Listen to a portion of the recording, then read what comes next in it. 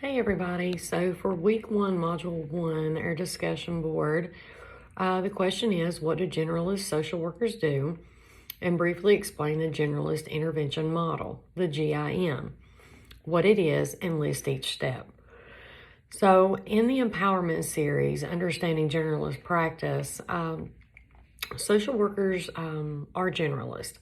They are prepared or need to be prepared to help people with individualized personal issues and with very broad problems that affect whole communities.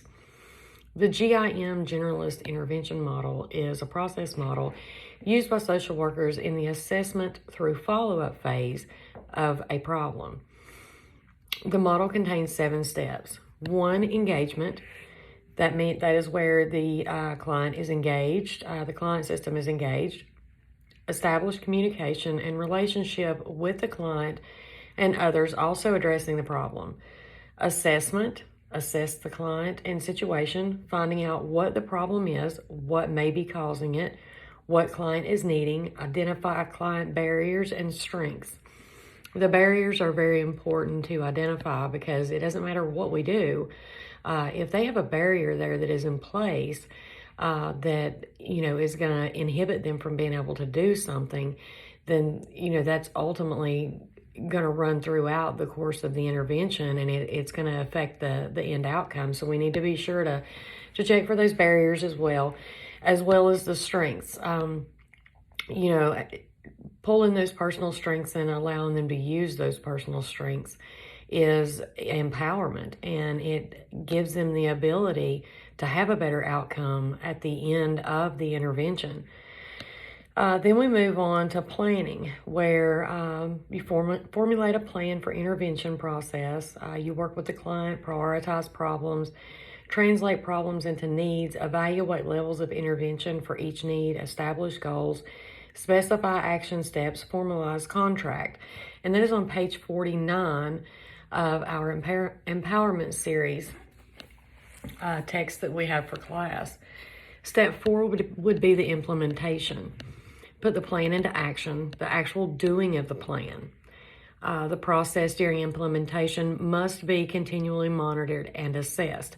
If we're not monitoring that and assessing that and it's not working, then we need to know that ahead of time instead of following this through to the end and then finding out that we really should have listened to ourselves, in this implementation process and backed up and done what was right for the client. New issues and situations and conditions require that the plan be changed. Divorce, new babies, moving, anything can affect the client during the intervention process. So we need to be very vigilant and mindful to assess that ongoing throughout the process. And that can be found on page 50 and 51 of the empowerment series. Step 5, the evaluation. You want to evaluate the results and the effectiveness, determining how effective intervention was. Evaluation helps a social worker to see if they have been effective in helping.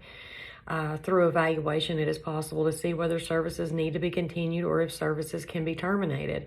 And of course, we need to do that evaluation because we don't want to leave somebody hanging just whenever they're starting to pick up on the intervention that we're trying to help them with, this problem that we're trying to help them overcome.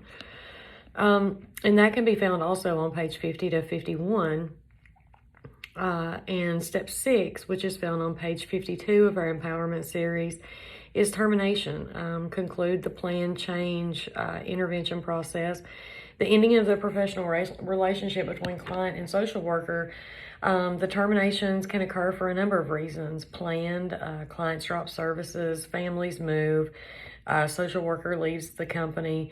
The most effective terminations, however, follow a planned and steady progression.